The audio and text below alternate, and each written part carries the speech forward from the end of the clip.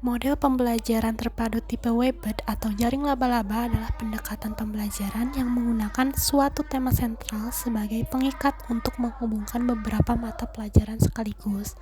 Seperti jaring laba-laba, tema tersebut berada di bagian tengah, lalu konsep-konsep materi dan berbagai mata pelajaran dikembangkan di sekelilingnya. Dalam penerapan kali ini, kita bisa mengambil satu tema sentral yang kontekstual dan dekat dengan siswa, yaitu indahnya kebersamaan dalam keberagaman. Tema ini kita mengambil 3 mata pelajaran yang saling terhubung, yaitu Bahasa Indonesia, Pendidikan Pancasila, dan SBDP. Adapun media yang digunakan dalam kegiatan kali ini, yang pertama itu ada PowerPoint, infocus atau proyektor, link video, kuisis, dan juga LKPD. Mampu memvalidasi lambang Pancasila dengan silanya, mampu mengkategorikan gambar batik sesuai dengan daya. Sekarang Ibu mau nanya nih, bahasa apa yang kamu gunakan di rumah? Apakah berbeda dengan bahasa yang kamu gunakan di sekolah? Ibu mau nanya ke Lulu. Iya, kalau di sekolah aku bahasa Indonesia, kalau di rumah aku bahasa Sunda. Wow, ternyata Lulu. Bangsa di negara kita banyaklah macamnya. Jakarta, Betawi, Baduy dari Banten, Sangin, Jawa Tengah, Sumbawa, NTB, Minangkabau, Sumba, Bima dari NTB, Sumbawa, NTB, Minangkabau, Sumba, Bima dari NTB, Jawa Timur terdapat 3 suku. Yang 1 tentang keberagaman dalam keluarga. Sini kita tonton videonya dulu ya. Teman-teman, perkenalkan, ini teman-teman kalian. Halo, namaku Panca. Ini laki-laki tuh bawa boneka, anggota khusus pulang. Tadi coba kita analisis permasalahan apa yang terdapat dalam tiga tadi. Keberagaman dalam keluarga. Nah, di keluarga juga itu memiliki jenis kelamin dan ciri fisik yang berbeda. Ada perbedaan sifat. Di sini coba sebutkan ada apa saja. Pendiam, pemalu, pemarah. Coba di anggota keluarga kalian ada nggak yang memiliki sifat riang? Ada, Kalau pemalu, ada, pemarah, ada. ya ada ya. Selanjutnya ada perbedaan kegemaran atau hobi di setiap keluarga. Di setiap anggota keluarga juga pasti berbeda. Ada yang suka menari, bernyanyi, bermain sepak bola, memancing, bahkan menanam bunga. Dalam keluarga itu banyak sekali dan kita harus menghormati dan menerima perbedaan tersebut. Keberagaman di skala kecil yaitu keluarga ya. Bagaimana kalau sekarang kita masuk ke keberagaman dari skala yang lebih besar yaitu Indonesia. Nah, sebagai masyarakat Indonesia tentunya kita tahu bahwa di Indonesia itu banyak sekali keberagaman agama, suku, ras, dan juga budaya. Nah, dari banyaknya keberagaman itu, Ibu ambil 4 contoh yaitu seperti di Dayak, di Kalimantan dengan mayoritas sukunya memeluk agama Kaharingan. Ini ada Dayak ya di sini. Kemudian Asmat dari Papua yang di sebelahnya itu mayoritas sukunya memeluk agama Katolik. Kemudian di bawah ini ada Jawa. Mayoritas suku Jawa kira-kira apa agamanya? Islam. Benar. Terus yang di bawah situ ada Batak dari Sumatera Utara yang agama kepercayaan tradisionalnya adalah Amali. Nah, dari banyaknya keberagaman itu kira-kira kalian ada nggak yang punya tetangga, teman, atau bahkan di keluarga kalian yang berbeda suku dari Anda? Coba apa? Siapa? Ya, siapa? Oh, teman. Oke. Kan kita benar-benar banyak ya suku perbedaan kayak gitu. Kira-kira kalau misalkan nih, kalian pernah nggak terpikirkan oleh kalian kalau di Indonesia itu cuma ada satu suku doang? Pernah. Terus yang terbesit dari kalian kira-kira apa jadinya? Kita makan ada perbedaan dan Nggak seru gitu ya?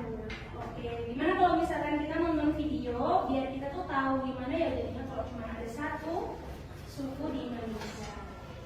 Mungkin teman main kita, tetangga kita, atau guru-guru kita datang dari suku yang berbeda. Biasanya beda, bahasanya beda, dan ada aja perbedaan lain yang sebetulnya bikin budaya kita makin kaya, meski kadang jadi bibit kesalahpahaman. Dan kalau disalahpaham, malah Dari video yang udah kita tonton tadi, kira-kira apa hikmah yang bisa kita petik?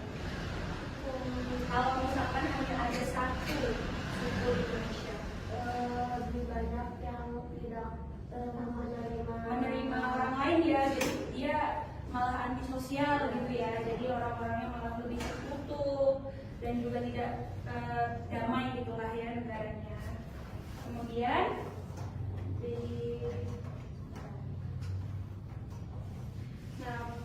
faktanya di Indonesia pun punya penduduk sebanyak 282,4 juta jiwa, menggambarkan silanya ya, sila-sila Pancasila. Kalau dari yang ini tengah, kira-kira kita nggambarin tentang sila keberapa? Satu. Bunyinya? Oke, terus kira-kira yang kedua? Kan? Oh benar. Ya, rantai apa bunyinya? Kemanusiaan yang adil dan beradab. Oke, jadi habis dari sini turun ke bawah yang sebelah kanan. Nah, terus yang ketiga gelombangnya? Oke, naik ke atas ya. Bunyinya? Persatuan Indonesia. Kemudian kemana nih? Ke sini dulu apa ke sini? Oke, kepala banteng. Artinya, bunyinya silanya? Kerakyatan yang dipimpin oleh ini bulu di bagian sayap itu berjumlah 17 helai. Kemudian yang di lehernya ada 5. Terus yang di ekor 18. Terus yang di pangkal ekor 19. Kira-kira kalau dari angka-angka ini dijajarkan Kemerdekaan Indonesia. tanggal kemerdekaan Indonesia ya, 1945 tanggal 17 Agustus 1945 gitu ya. Sebelum itu, apakah kalian tahu bahwa di Indonesia ini memiliki ribuan budaya yang unik, dari Sabang sampai Merauke. Kita semua berbeda, tapi perbedaan itu indah seperti warna-warna di pelangi. Maka dari itu, hari ini mari kita rayakan perbedaan itu melalui seni budaya untuk meningkatkan karakter cinta tanah air. Jadi, batik itu adalah salah satu warisan budaya di Indonesia yang diakui dunia, yaitu seni melukis, menggambar di kain dengan cara menggambar atau mencetak pola-pola indah menggunakan malam atau lilin dengan warna yang khusus. Di sini ibu punya ada dua jenis batik. Yang pertama ada batik tulis.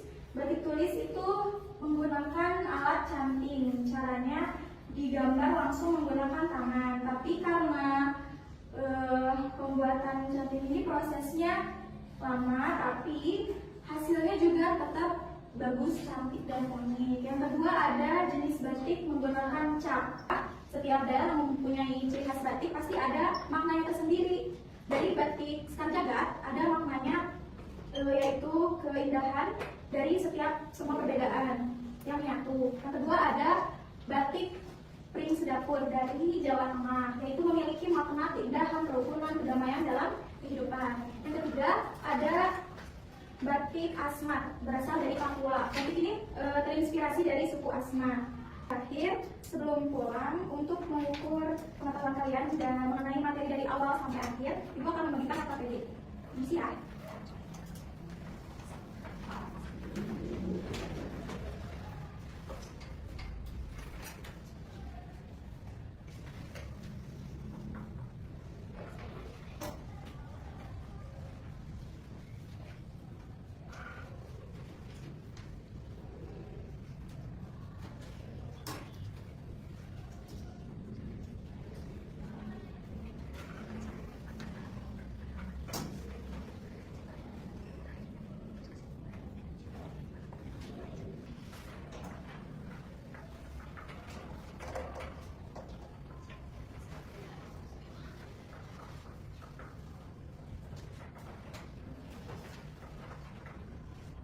Ini sudah selesai anak-anak. Jadi kesimpulan untuk hari ini, Apik boleh dari kesimpulan untuk belajar ini dari keberagaman keluarga sebagai negaraku menguatkan koordinasi budaya. Boleh disebutkan. Dari keluarga yang berbeda agama itu terdapat ada keluarga yang berbeda agama tetapi saling mensupport atau Udah belajar tentang keberagaman keluarga dan kemudian di keluarga kita, meskipun di keluarga kita memiliki kebiasaan berbeda-beda, tapi kita harus tetap hidup rukun dan bahagia. dalam tadi motif batik juga kita menjadi tahu kalau perbedaan itu bisa disatukan menjadi suatu keindahan.